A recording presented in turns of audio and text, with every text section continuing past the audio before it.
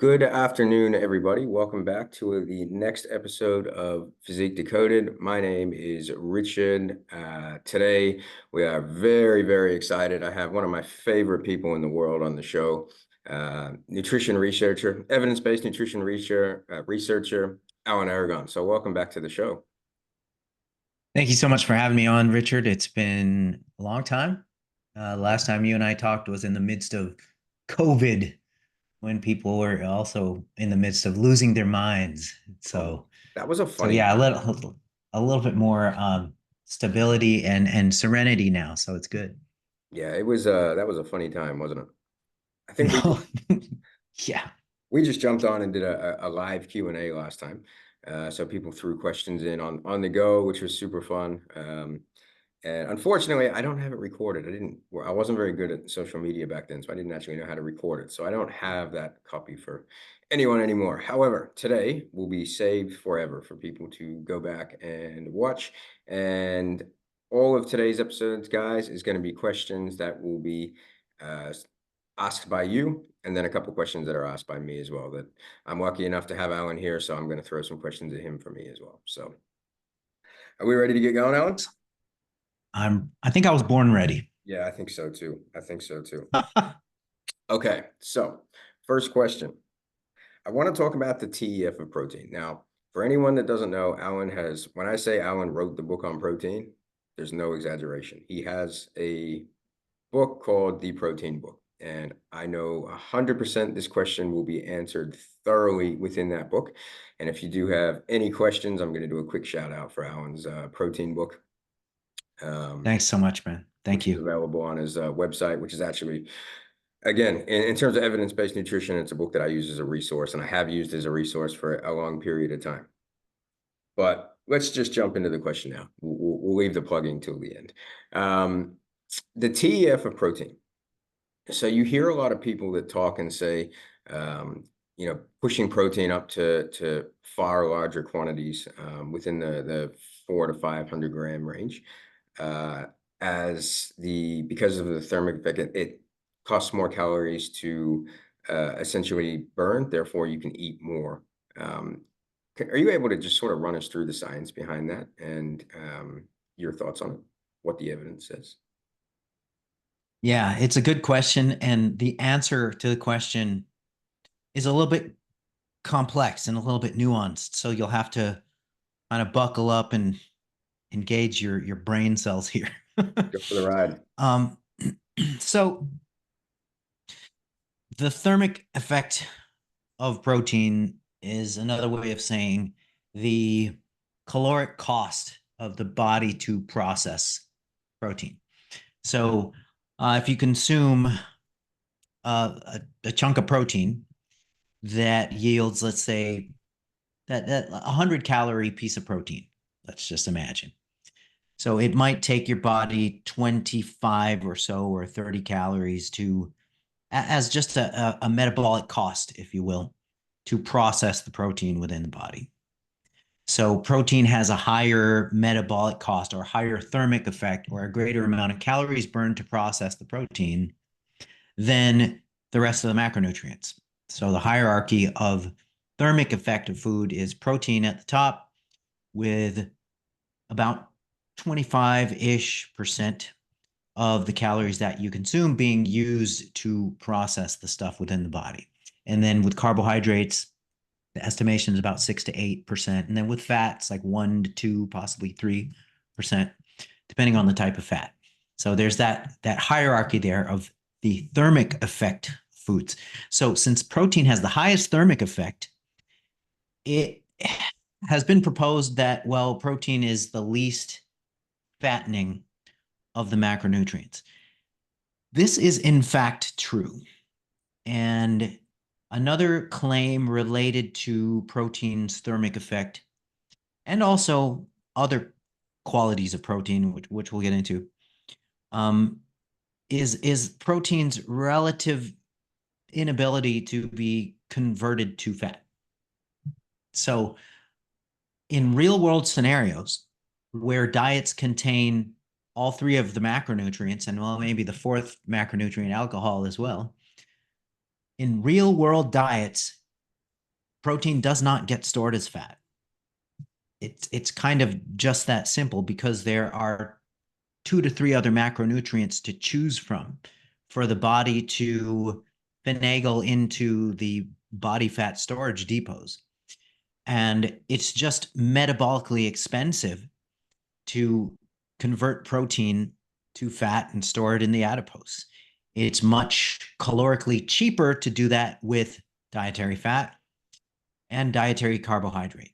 And so the body always chooses the path of greatest conservation of energy. So therefore, it just simply is, it's too difficult for the body to go through all the chemical steps to hop over dietary fat and dietary carbohydrate and grab protein for conversion and storage into the adipose tissue. It's a nonsensical pathway, if you will. Like when it's time to store energy, the body is going to store excess dietary fat, excess calories within the surplus from dietary fat, and then second in line would be carbohydrate.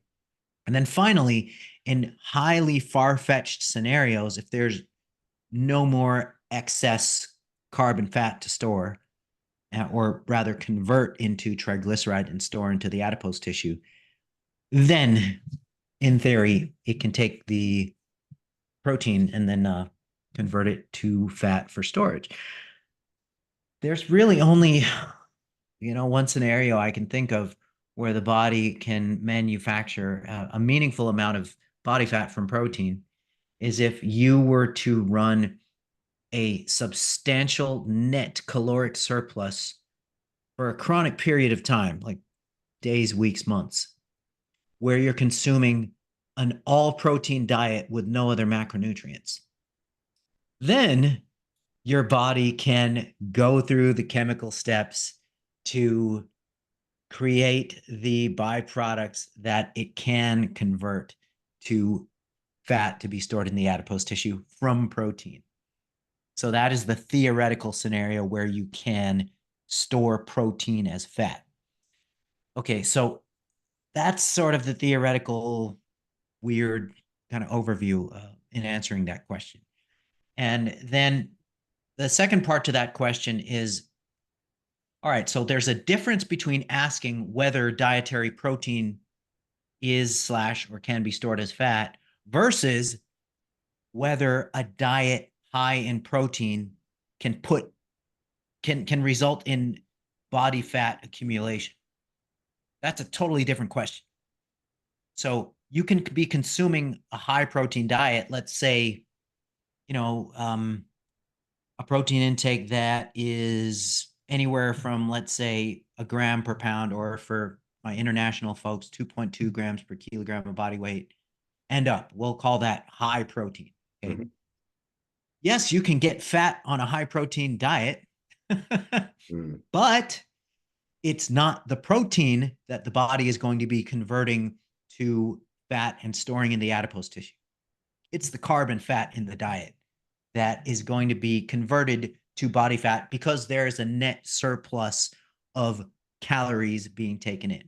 Okay, and so it will just take from the carbohydrates and the fats. It'll just take from the carbs and fats. Yeah. So those are two totally different questions. And so I think that's where people kind of mess it up. They think, well, yeah, of course protein can be turned into fat. I know tons of guys on a high protein diet getting fat when they're bulking. Well, yeah, it's not the protein that's getting stored. So in a real world scenario, it's still probably a better way to go to keep the protein at a moderate to high level, especially with body composition, probably a higher level, if we'd say the 2.2, even up to a little bit higher, but also try to make sure that we're not, or we're using carbohydrates for energy, because it's just the risk to rewards not going to be there to try to jack the protein up and get all the calories from protein. It's going to be smarter to use carbohydrates for energy, for recovery, and for workout performance and things like that. Yep, that totally agreed. That would be the practical recommendation.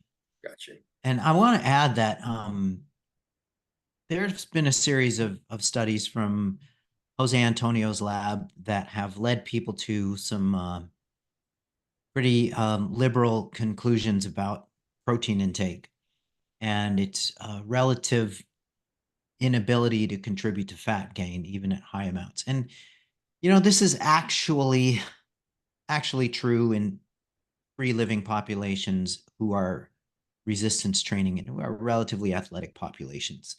So when you take a group of people and assign them to maintain their habitual intakes, and these are resistance trainees, and then you tell them to add an extra 400 to 800 calories worth of protein in the diet continually and consistently across like about 5 studies or four studies in one case study. The extra protein does not result in increased body fat gains, but it also doesn't increase in or it doesn't result in meaningful increases in lean body mass either. So these were in subjects who were already consuming about 2.0 to 2.2 grams per kilogram of body weight in protein.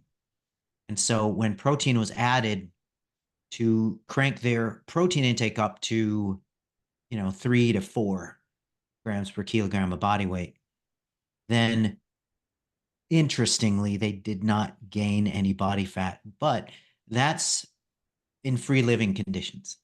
So in free living conditions, there's a lot of stuff that goes unaccounted for. And the reasons why this extra protein, in quotes, disappeared is probably through a combination of things, probably through at least 3 big ones I can think of. So, first of all, protein is more satiating than the other macronutrients. And so, when you increase protein, you almost have a default effect on lowering the intake of the other macronutrients. And so, that's number one. And number two, simple misreporting or over-reporting of protein intake amongst the subjects. So as somebody who is participating in a research study, there's a certain degree of shame involved in not being able to comply with the assignment from the research staff. And so aside from that, generally speaking, people tend to over-report the healthy stuff that they consume and under-report the unhealthy stuff. And so with things like protein, especially lean protein sources, some people will have a tendency to over-report and say, hey, I consumed all, 4.4 grams per kilogram of body weight protein, where when in reality, it's an over-reporting of it. The third thing that could explain the, in quotes, disappearance of the extra protein calories and the fact that no extra body fat was stored is that it could have increased energy expenditure through a number of pathways, but probably through the exercise energy expenditure pathway, as well as the non-exercise energy expenditure pathway. And who knows what other metabolic pathways that energy expenditure could have increased as a result of increasing protein. So a combination of those things leads to the consumption of an extra, let's say 50 to 80 grams of protein a day, kind of disappearing into thin air. And this has been seen on a consistent basis, even up to an extra 100 grams of protein. So what we can glean from that data is that protein is a really cool tool and tactic for helping people who struggle with restriction methods of dieting. So restriction and elimination and reduction, those types of tactics make dieting difficult. But if you can implement an addition tactic of dieting, where you can say, hey, for this time period, we're going to add protein and we're going to have you feel like you're not dieting, but there will be little chance of you actually gaining meaningful body fat. Well, we can use it as a tool in that sense. Or we can use protein as a tool in quotes, hyperfeeds, or the carb up model. When you switch carbs out and you use protein for that, then all you really end up doing is just not gaining much body fat and allowing the person to feel like they're not dieting. That's a win. And so that's another way to use protein for Okay. dieters. Hmm. Now, okay, so the third part of the answer that I have to say, and just to review up until this point, the question of can protein be stored as body fat, or can you get fat from a high protein diet? Okay, that is a different question from is it protein that is getting stored as body fat, and under what conditions will that happen? So those are two different questions. Okay, so now the third part of my answer is that, all right, what about this research showing escalating increases of protein resulting in body fat accumulation? Does it exist? And the answer is yes, it exists. And George Bray and his colleagues did a research study where they controlled everything. It was a metabolic ward type of situation where they fed people caloric surpluses of escalating protein amounts within mixed diets. And they fed sedentary, just sitting around folks, okay, locked up in the metabolic. Sure enough, they gained lean mass and they gained some fat mass too from these escalating protein intakes that I believe were all the way up to about 3.0 grams per kilogram of body weight. And so these results were different from Joey Antonio's experiments, which fed free living resistance trainees an extra, let's just say 50 to 100 grams of protein a day and saw no fat gain. That's because in Joey's research designs, it was a little bit more dynamic. It was in free living conditions, and people and the subjects were left to their own tendencies and their own sort of dynamic responses to that sort of intervention. Whereas with George Bray's subjects, they were in a metabolic ward, they were not resistance trained, they were not exercising at all. And apparently, those two sets of circumstances yield two completely different results. So, as far as our population is concerned, we would probably respond much more like Joey Antonio's subjects who were resistance trained, taking in that extra protein, putting that extra energy maybe towards our training output, rather than George Bray's subjects in the metabolic ward who just sat there eating escalating amounts of protein and storing more and more fat in addition to the lean mass gains. So yeah, that is the long, complicated answer to your question. Interesting. Yeah, I think when you say that and the way you put it with the two subjects, it's like you said, when you're in a metabolic ward and there's zero chance for error. But then when you're in free living conditions with people, there's always going to be a far larger chance of inaccuracies. So I think that, yeah, that makes sense. And let me also add, you cannot criticize a study for being free living conditions compared to very tight, highly surveilled and controlled metabolic ward conditions, because those metabolic ward conditions are really good for investigating mechanistic and physiological phenomena. Hmm. But free living conditions ultimately are what count in a way. I mean, That's what our because clients. that our clients live in the real world. Yeah. And so what free living studies are useful at doing is showing what ultimately happens at the end of the line. What's the bottom line? How is the chain behaviorally and physiologically? How do those things interact to give us a given result? Mm. So in the real world with people training with weights, apparently we can give them protein surpluses and not worry much about fat Which is a good thing because protein is delicious. So we're happy. gain. And Yes, if it it helps is. us lose body fat, then we're good to go again. All right, let's jump into our next question. So we've got, I work with quite a few basketball players, sports players, Australian football, basketball, and I had mentioned that you had done quite a lot of work in the professional sporting world. And then as I suspected, there were a lot of questions thrown in. So the main one that I want to get off, I think the best question that we got there was peri-game nutrition. So we'll use basketball as an example. This person had come through from basketball. Mhm. And for peri-nutrition, we're looking at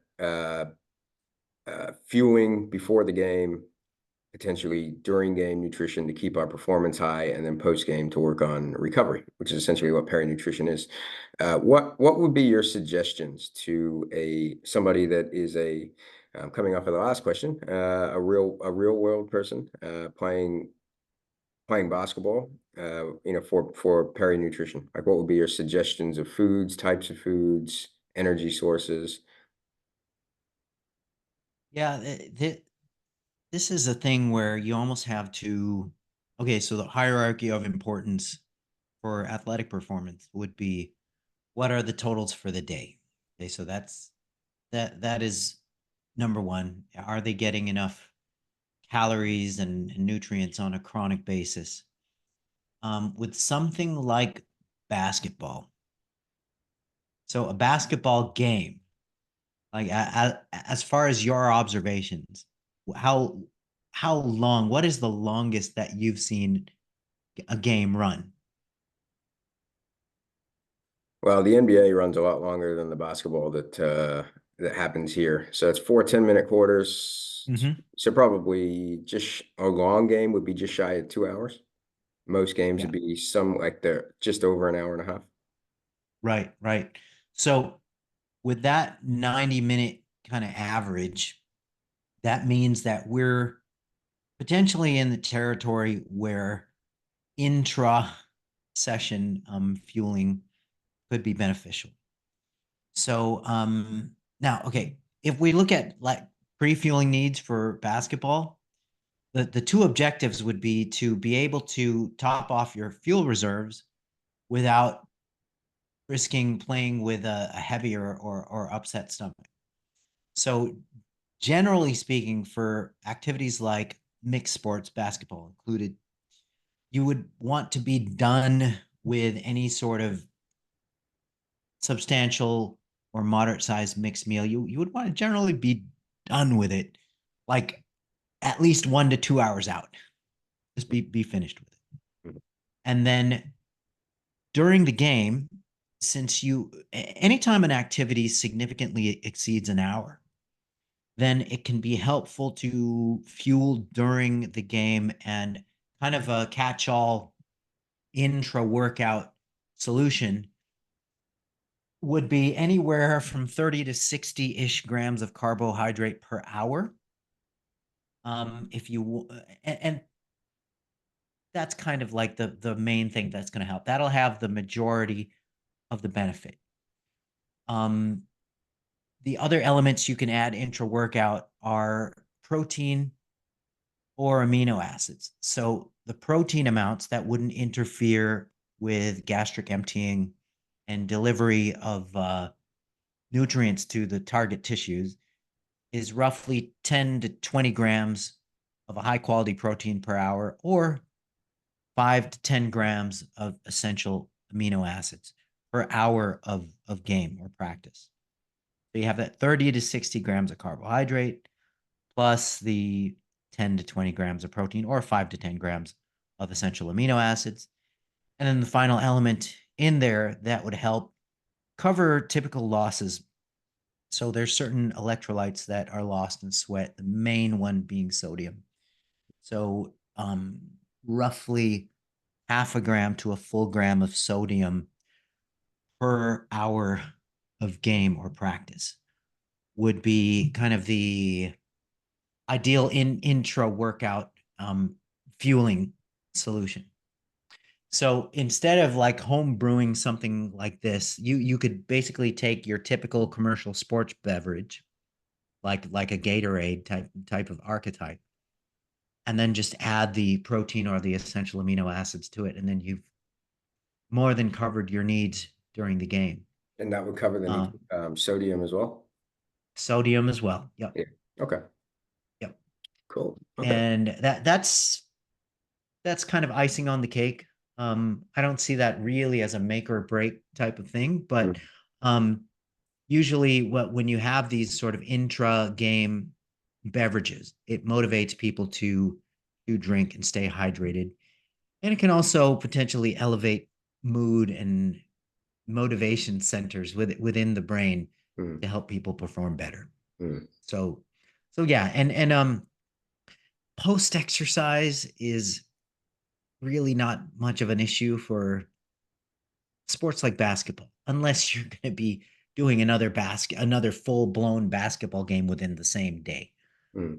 and that's a rare scenario. So things like post exercise nutrition, that more applies to like multi-stage endurance athletes where they're coming off of a glycogen depleting activity and they're going to deplete glycogen again within, let's say, 8 hours or within the same day. That's really not the case with basketball.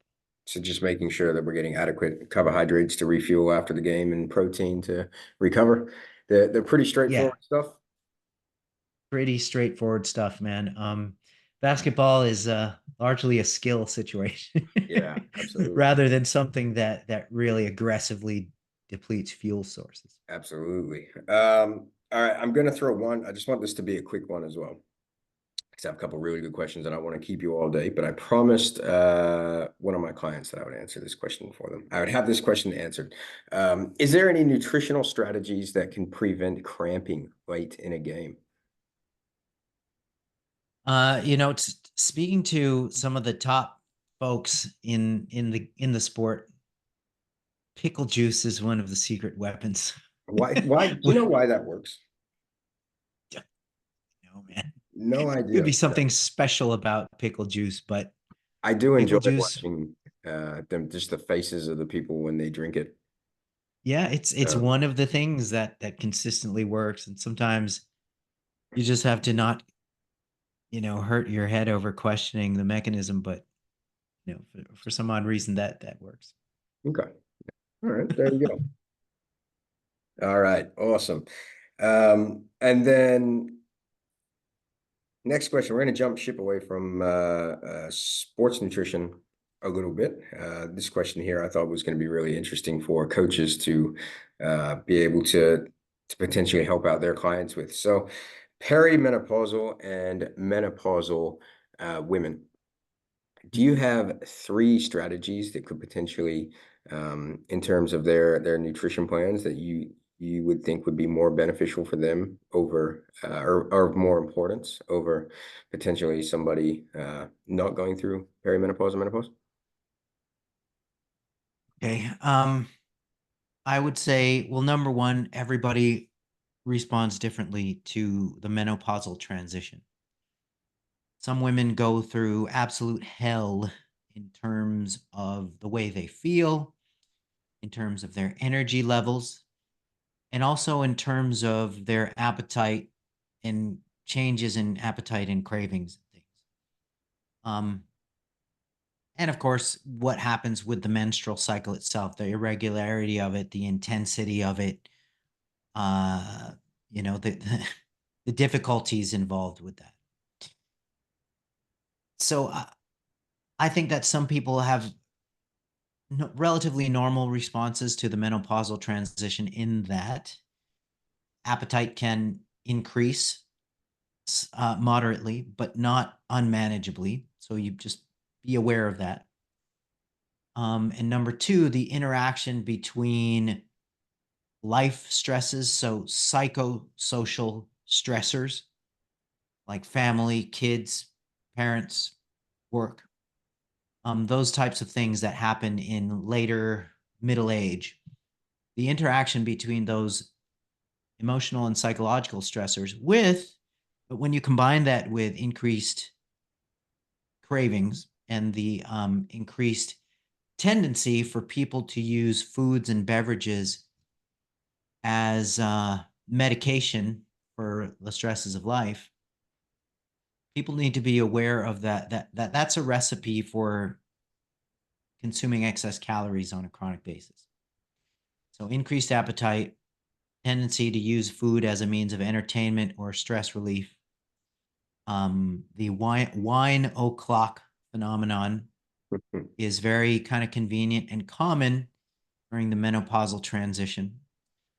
Dealing with ailing parents, relatives, kids in college, those types of stressors drive people to have emotion-based cravings that unfortunately the majority of the general population will go ahead and fulfill with haphazard eating, snacking, unplanned, just fix this craving, fix this hunger, grab that drink, fix this stress.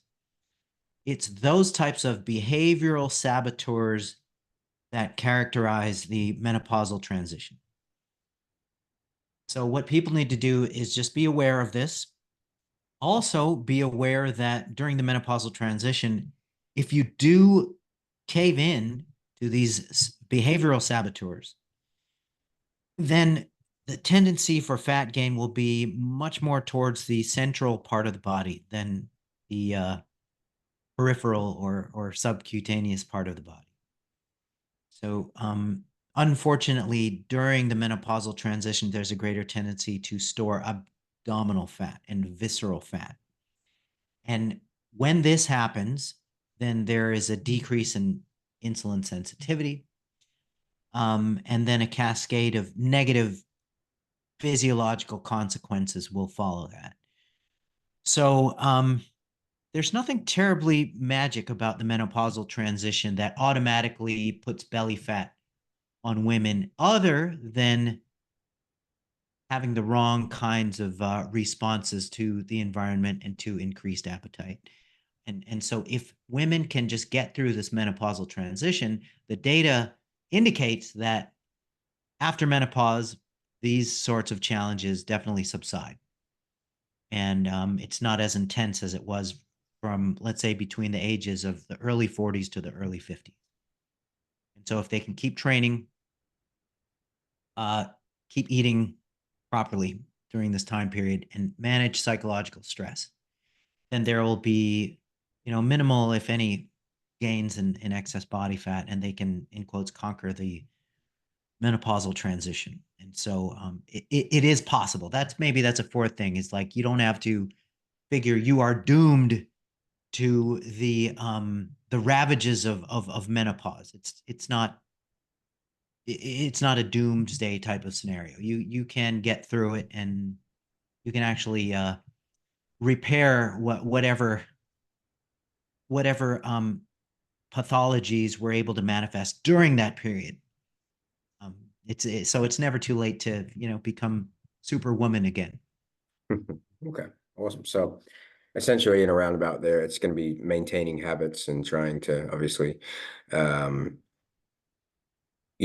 habits that you'd had before. You're going to have new cravings. You're going to have new, obviously, life stresses and things like that. And it's trying to manage going through all those things and sticking to your guns of, what you've done previously. Yeah, too many people assume that during menopause, I'm going to gain body fat, I'm going to lose lean body mass, because that's what the population level data shows. Just because population level data shows that doesn't mean you're a part of the general population who has a downshift in training and an uptick in snacking. Absolutely. But yeah, everybody will go through hormonal shifts that will make the deposition of body fat have a greater tendency towards the abdominal area. Okay. But you can always prevent that excess body fat gain. And if you had excess body fat gain, you can always reverse it. Yeah. Absolutely. Simple calorie deficit. Mm-hmm. Well, not simple. Well, yes, simple, just not easy. Um, Simple and not easy, right? Calorie Simple and not deficit easy. with enough Absolutely. protein and resistance training and all the little crucial things that we know and just assume everybody else knows. Theoretically easy, but much harder to do in the real world. For sure. Okay, now I have to do a bodybuilding question because there's just no way I can't do a bodybuilding question before getting out of here. Cool. Yeah. Um, I thought this was a really interesting one. So I definitely wanted to make sure we jumped in the last serious question today. We could go through this and what your thoughts on it was. So the question is prevalence of food intolerance in bodybuilding. How seriously should this be considered by coaches? You know, everybody's different in the foods that they tolerate and cannot tolerate. So I think it's important to listen to the individual. It's important to listen to the client or the competitor. I mean, if they honestly feel like they cannot tolerate X, Y, and Z foods, then there's enough options out there to still succeed while avoiding the foods that the person at least perceives that they cannot tolerate. Now, with that said, Richard, I would have to say that there's a lot of mythology surrounding foods that are authorized and foods that are Mm. to be avoided in the bodybuilding world that just don't have the science or the basic logic and reason to back up these claims. Um, there's a lot of examples in the natural bodybuilding world of people being successful on highly different choices of foods, whether it be like different carbohydrate sources or different protein sources, and different fat sources. And so there's a lot of mythology there, but still I would listen to the individual and respect what they think they cannot properly tolerate or properly digest. So you wouldn't recommend coaches sending athletes to get any specific testing done, or because I know for a while, and I think we actually spoke about this last time we talked, was like the things like on genetic testing for um, food intolerances and things like that. So is your ideology on that still the same? Probably Yeah, yeah. simplify it and Yeah, generally speaking, I mean, things like IgG tests have been, I mean, since you and I talked, there's been just a further debunking of that, mm, especially amongst a little bit more of since the scientific mainstream caught wind of the pervasiveness of IgG tests, and they'll just spit out the same couple dozen foods that are probably offending, foods that you should stay away from. And it ends up leaving people with miserable lives at worst and just suboptimal nutrient intakes, suboptimal spectrums of nutrient intakes at best. that's everybody's on the FODMAP diet. Everybody's on the That's FODMAP been my diet. personal that's been my personal experience that I've seen. That's why I say that. Yeah. It's And just a and lot of testing, which ends up being FODMAP diet to every single person. right. And people don't have a huge variety of food intake to begin with.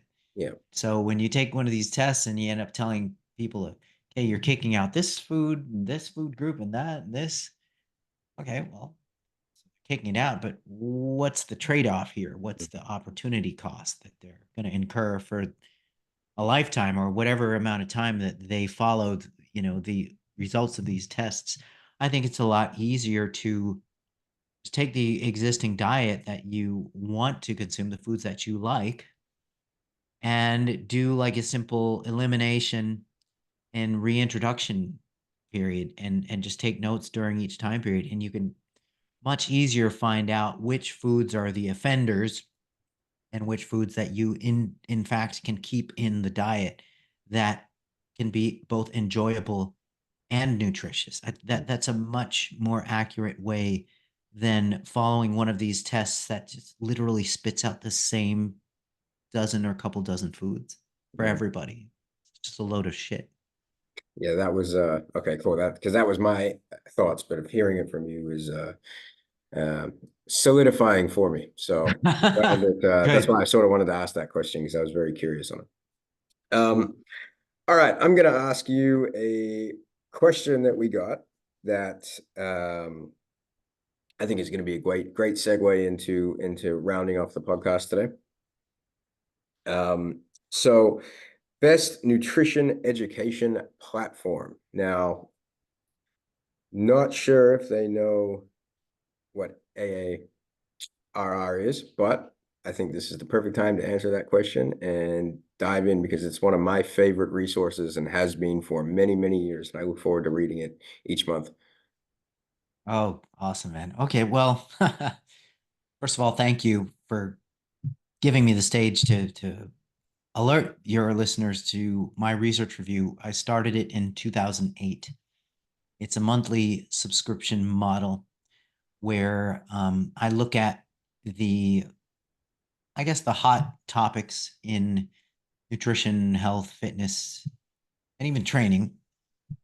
It's probably like two-thirds nutrition, three-fourths nutrition, and the other third or quarter is going to be actual training research. But um, basically, it's my way of keeping professionals and enthusiasts on top of the latest research on the questions that are continually forcing professionals to try to up their game and get clients the solutions that they're looking for, whether it's improving body composition, losing fat, gaining muscle, improving athletic performance, and in some cases, just improving health and wellness. So Mm. that is the that is Alan Aragon's research review, which is the original research review of the space, which a bunch of my brilliant students and colleagues have adopted their own model of, which is sort of my way of creating a niche in the field, Mm. which is proven to be a very helpful niche for the collective benefit of Yeah. the audience. So that's AARR. I'm And glad that you benefit from it. I'm glad oh that yeah, I you love it. enjoy it. I think as well, like for coaches that are listening to, like one of my favorite things about it was when I was, because obviously I've used that since the first time I met you, which would have been 2013, maybe 12. It was a long time ago over in Melbourne. Um, and it was when I was just learning, just starting out in the industry, it was so easy to digest. And like the way it's broken down and things like that, it was just like so many of the questions that I was generally getting from clients. Like I think, some of the ones that originally attracted it to me was like, is carbs after 6 p.m. gonna make you fat? Or, sugar, you have so many good articles on like, is sugar addictive? And it was just really cool ways that I could like, the answers, but it was, written in a way that's like perfect for explaining to clients and things like that. So yeah, for me, it's been, a game changer because it's been out long enough now that if a client has a question, there's almost a 99.9% guarantee that there is going to be multiple articles on the topic that you can go through and have a look at. Dude, I'm so happy to hear that. And hearing that from somebody at your level in the profession is especially meaningful. With you being one of the leaders in the space, I think that an endorsement of AARR has a special degree of weight. So I appreciate that. That means the world to me. Absolutely, that means the world to me. Is there anything else that I know you have we spoke earlier about the protein book. We'll Hmm? do the plugs now. You have the flexible dieting book. Do you want to talk about that a Yeah. little bit? I think that's another one that's a really handy tool for coaches or anyone Yeah, really. that's it's my latest foray into the like kind of the big publishing thing for the lay audience. For this massive distribution model where a big publishing company gets the book out to the world. Mhm.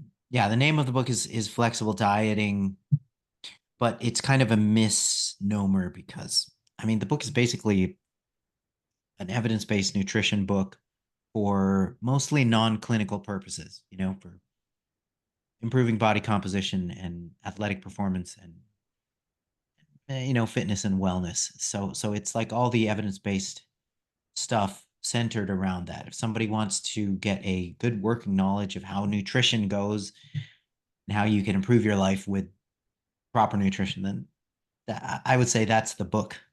That is the book to go for. And a lot of world practical, Yes. practical takeaways and things like that, which is awesome as well. Uh, Yeah, that's right. well, I don't want to take up any more of your time because I know you have a busy day ahead. But I just wanted to say that I'm really appreciative that you came on. For anyone that's listening as well, I think Alan was one of the very first people for me in terms of the nutrition world that I looked at as a resource, and then I was lucky enough to get to know and become friends with. So, for me, for you coming onto the podcast, it means the world to me, and I'm glad that we can get out some of your knowledge to some of the listeners. And um, I think people are going to love the podcast, and I think hopefully they do enough that we get that very very high demand where we can drag you all the way from LA and from California and get you over here to uh, you know run a workshop over in little old Perth. I would love it, man. I honestly would love it. Like Australian folks are some of the nicest and fittest people on the planet. So and you know what? Kangaroo was real good too. Yeah. I had some real nice kangaroo steak there. So, Oh, you like the kangaroo steak? No, yeah. I'm not big on it. You liked it? Okay. Is it too it was lean, but they did it well. They did it Yeah. good. It's good with garlic. Like they'll do like a garlic steak. The sausages are super lean as well. Oh, I But just love it. yeah, absolutely. I thought you actually, I'm a food fan. yeah, me I'm a too. food Me too. fan. I thought you were talking about actual kangaroos, and I was like, did you come over here and go see kangaroos? Nope, you ate them. I just I ate them, consumed bro. them. Right. Love it. Excellent. All right. Well, thank you so much for coming on today. I really appreciate it. I feel like we could have done 100 questions. Dude, Um, we could. If there's a hanging question that you can think of that you want to throw at me that I might be able to answer quickly, happy to. we'll see. I'll tell you what. Let's do one bonus question today because Sure, let's do it. let's do it. Let me jump in and get these questions back out. Let's see if we can do one bonus question. What do we got here? Strategies to maintain high energy while in a calorie deficit while working a labor-intensive job. There's only certain things you can do. Yeah. There's a limit of things that you can do, and the main thing you can do, if it's within your capabilities, is to get at least 7 hours of sleep on average. So at the population level, 7 hours of good sleep a night seems to be the threshold below which people start experiencing pathological effects. So if you can hit that 7 or more, then that's honestly anything else you do during the day, what specific foods, specific nutrients, specific distribution, timing, all this other stuff, just eating like slamming energy drinks all day and all that stuff. It's just not going to help. You have to get enough sleep. And so Adequate sleep is the pillar, and then obviously not trying to have too strict of a caloric deficit. I guess would probably be another one I could think of, but yeah, yeah, if it's sleep if is it's just so possible. vital. Yeah, yeah, that's the other thing. But manually intensive jobs, you should still be able to get a pretty good abundance of calories in while Sure. working, I would think. But yeah, all right, we got the bonus question out there as well. All right. I will promise I will actually let you go this time. So, thank you so much for coming on today, and I hope we can get you back on at some point again down the track, and we can do a similar sort of podcast where we can go through another set of really cool questions. I would love to, man. And Excellent. I'm looking forward to getting this one out to the public and It will everybody be out listening. today. Hey, It will be everybody out today. listening, Okay, that so your audience is brilliant for knowing who to listen to. that's right. There we go. I'll take it. Just before we go, where can people find you? AlanAragon.com. Hmm. Yeah, and your Instagram. It's a social media world Oh, now, yeah, Alan. yeah, Yeah, yeah. The Alan Aragon. So that's my the my Alan. my username on Instagram as well as X. The Alan Aragon. People in Australia don't use X. Oh, they don't? Not really. Not Oh really. man. It's yeah. Wow. Yeah, Wow. it's an Instagram world over here. So just make sure we had to drop because you got so many cool videos and we'll get some reels out from this one. And yeah, it's a really handy, quick resource as well, your Instagram. So also let you know where in the world you are. So obviously you're going to be traveling around doing seminars. So if you are listening, Ellen frequently goes around and fills out rooms in different parts of the world, which is really cool. All Yeah, right. dude. Yeah. So I will let you go. And again, thank you for coming on. And hopefully we can speak to you soon. Absolutely, man. Just you know where to find me, and we'll definitely do this again.